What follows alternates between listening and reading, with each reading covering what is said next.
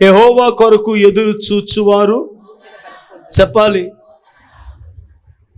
యేసు ప్రభువారిని నువ్వు చేర్చుకోవాలంటే, యేసు ప్రభువారి యొక్క కార్యం నీ జీవితంలో జరగాలంటే, యేసుక్రీస్తు ప్రభువారు నీకుతో మాట్లాడాలంటే, యేసుక్రీస్తు ప్రభువారు పాదాల దగ్గర నీ స్థలం దొరకాలంటే, యేసు ప్రభువారి యొక్క మాట నిన్ను విడుదలపరచాలంటే, యేసు ప్రభువారి యొక్క మాట నీ పాపాలను క్షమించాలంటే, యేసుక్రీస్తు ప్రభువారి యొక్క మాట భవిష్యత్తులో నిన్ను ఎవ్వరూ కూడా ఏమీ చేయకుండా రక్షించాలంటే, కాపాడాలంటే, ఎంతవరకు నానా మాటలు పడ్డావా? అప్పులు ఉన్నాయనే కదా, కుటుంబం చేత వెలివేయబడినట్టుగా అయిపోయిందా? నీ భర్త మారలేదనా? కుటుంబాలు వెలివేశారా? నీ ఇంట్లో ఇంకా నీ బిడ్డలకు ఉద్యోగం రాలేదనా? అయిన వారే శత్రువులు అయిపోయారా? ఆశ నిరాశ అయిపోయిందా? భవిష్యత్ అగమ్య గోచరం అయిపోయిందా? ఏం అర్థం కావడం లేదా? అర్థం చేసుకోవడానికి కూడా ప్రయత్నించుకో. అర్థం కాని అయోమయ పరిస్థితులలోనే పరమార్థాన్ని అనుగ్రహించగలిగిన దేవుడు యేసయ్య. ఆమేన్, హల్లెలూయా. అర్థం కానక్కర్లేదు, నీకు అర్థం కానక్కర్లేదు చెల్లి. నా జీవితం నాకు అర్థం అవ్వాలన్న వాళ్ళు ఒకసారి స్తోత్రం చెప్పండి. ఒక్కళ్ళు కూడా లేరు. ఎందుకో తెలుసా? నీకు అర్థమైనంత మాత్రం నువ్వేం చేస్తావు? అసలు నీకు అర్థం అవ్వాల్సిన పని నీకేం వచ్చింది? ఎవరికి అర్థం అవ్వాలి? ఎవరికి అర్థం అవ్వాలి? నీ జీవితాన్ని చక్కబెట్టేవాడికి అర్థం కావాలి. ఏం చేయాలండి?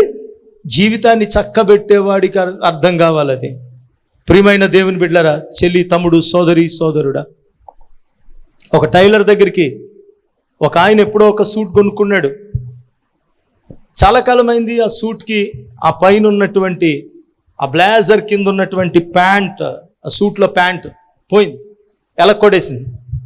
దానికి మ్యాచింగ్ కావాలి. ఎక్కడెక్కడికో వెళ్ళి సంపాదించి మొత్తానికి అది ఎక్కడ దొరకడం లేదు. అలాగని దాన్ని అలా వదిలేయడం ఎందుకని చెప్పి మొత్తానికి వెళ్ళి అది తెచ్చుకున్నాడు. తెచ్చుకున్న తర్వాత టైలర్ దగ్గరికి వెళ్ళి, అది కూడా బాబు లాస్ట్, ఆ తాన్లో లాస్ట్ మొక్క కరెక్ట్గా దొరికింది, థ్యాంక్ గాడ్ అనుకున్నాడు. టైలర్ దగ్గరికి వెళ్ళాడు. అయ్యా, ఇది చాలా జాగ్రత్తగా కొట్టాలి, చాలా సంవత్సరాల నుంచి ప్రయత్నం చేస్తున్నాను అని అంటే, అలాగేనండి అన్నాడు. బాబా ప్లీజ్ బాబు, అయ్యా అన్నిసార్లు చెప్పకండి. అయ్యా అలా కదా, నీకు ఇబ్బంది లేకపోతే అదేదన్నా అయితే మళ్ళీ నాకు ఇబ్బంది అయిపోద్ది, ఎందుకంటే అది ఇంకా దొరకదు, చాలా కష్టపడి నేను సంపాదించుకున్నాను, మా ఆవిడకి అదంటే చాలా ఇష్టం, అయ్యా ప్లీజ్ అయ్యా అన్న. అయ్యా మీరు అలా టెన్షన్ పెట్టకండి సార్, నేను కొడతాను కదా. ఏమనుకోక అయ్యా, నీకు కావాలంటే డబల్ ఇస్తాను డబ్బులు, నేను ఇక్కడే ఉంటాను అన్నాడంటే. సరే ఉండండి అని చెప్పి ఆ మొక్కను ఆ బిట్టు తీసుకుని ఇలాగ వస్తాడంట. అయ్యో ఏంటే బొమ్మలకు వస్తున్నాడు అన్ని కోసం మొక్కల కింద కోసేసి అయ్యో ఎంత దుర్మార్గుడు ఏంటయ్యా అర్థం కాకుండా ఆ చిన్న మొక్కల కోసం వెళ్ళి ఇది మొక్కలు ఇలా మొక్క తీసి పడేసావు ఏంటయ్యా ఇది అంటారు అన్నాడు. చూడంతే, నీకు అర్థం అవసరం పని లేదు అన్నాడు. అలా కదయ్యా, అలా కోసేవింటయ్యా, ఇలా కోసేవింటయ్యా. ఏమండి 10 నిమిషాలు ఆగండి, మీరు బయట కూర్చోండి. కూర్చున్నాడు. ప్రియమైన దేవుని బిడ్డలారా, తర్వాత లోపలికి వచ్చాడు. అతని ట్రౌజర్ రెడీ అయిపోయింది అక్కడ. స్తోత్రం చెప్పండి. ఆ మొక్కలు ఎక్కడెక్కడ కోసాడో, ఎక్కడెక్కడ అతికిస్తాడో, ఎలా చేస్తాడో నీకు చెప్పవలసిన పని లేదు. నీ జీవితాన్ని కూడా ప్రభు చేతులకు అప్పగించుకున్న తర్వాత నీకు అర్థం కావలసిన పని లేదు. నా ప్రభుకి అప్పగించుకుంటాను, ఆయన ఏం చేస్తాడని చెప్పి నువ్వు ఆయన దగ్గర కూర్చుని, నువ్వు అక్కడ కూర్చున్నావా లేదా అని చూడు. నువ్వు ఆయన ముఖాన్ని చూస్తున్నావా లేదా అన్నది దృష్టిలో పెట్టుకో. అప్పుడు నీకేం వినిపించాలో, నీ జీవితంలో ఏం చేయాలో ఆయనే చేసుకుంటాడు. సన్నిధికి వచ్చావు, నీ కష్టాలు ఏం చెప్పొద్దు, నీ కుటుంబం గురించి చెప్పొద్దు, నీ భారాలు చెప్పొద్దు, దేని గురించి భయపడొద్దు. ప్రభు నీ దగ్గరికి వస్తున్నానని చెప్పి నువ్వు ప్రభు పాదాల దగ్గరికి వచ్చిన తర్వాత నీ జీవితాన్ని ఆవిష్కరించుకుని, నీ తప్పులుంటే ఒప్పుకో తప్ప దేవుని సన్నిధిలో నువ్వు భవిష్యత్తు గురించో ఏం జరుగుతుందనో భయపడవలసిన, ఇది చేయవలసిన పని లేదు. ఆయనే చూసుకుంటాడు. స్తోత్ర. దేవుడు నిత్యము నిన్ను ఆశీర్వదించి అభిషేకించి ఉన్నాడు. రక్షణ, విడుదల, ఆశీర్వాదం లేక వేదన పడుతున్నారా? 25 సంవత్సరాలుగా కుంచనపల్లి ఇమ్మానుయేలు స్వస్థత గృహంలో దైవజనులు రవికుమార్ గారు, అరుణ రవికుమార్ గారుల ద్వారా దేవుడు చేస్తున్న అద్భుతాలు. అంటే 18 సంవత్సరాల పిల్లలు లేకపోతే ఇక్కడికి వచ్చినప్పుడు అయ్యగారు ప్రార్థన చేశారు, మళ్ళీ పాపనిచ్చాడు.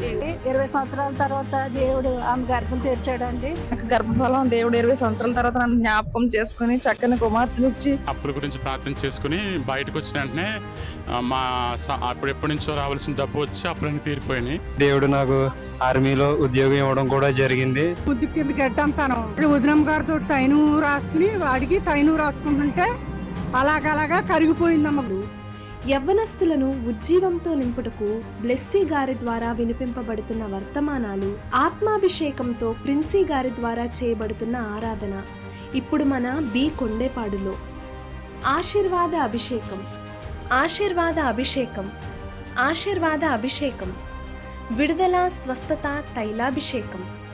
ప్రతి మంగళవారం ఉదయం 10 గంటలకు ఇమ్మానుయేలు స్వస్థత గృహము బి కొండేపాడు నందు జరుగును. శక్తివంతమైన స్తుతి ఆరాధన, హృదయాలను కదిలించే బలమైన ఆత్మీయ వర్తమానాలు, మీ సమస్యలను నేరుగా దైవజనులకు చెప్పి ప్రార్థన చేయించుకునే గొప్ప అవకాశం. దైవజనులు ప్రతి ఒక్కరికి వ్యక్తిగతంగా తైలాభిషేక ప్రార్థన చేయుదురు. రండి, మీ దుఃఖ దినములు సమాప్తములగును.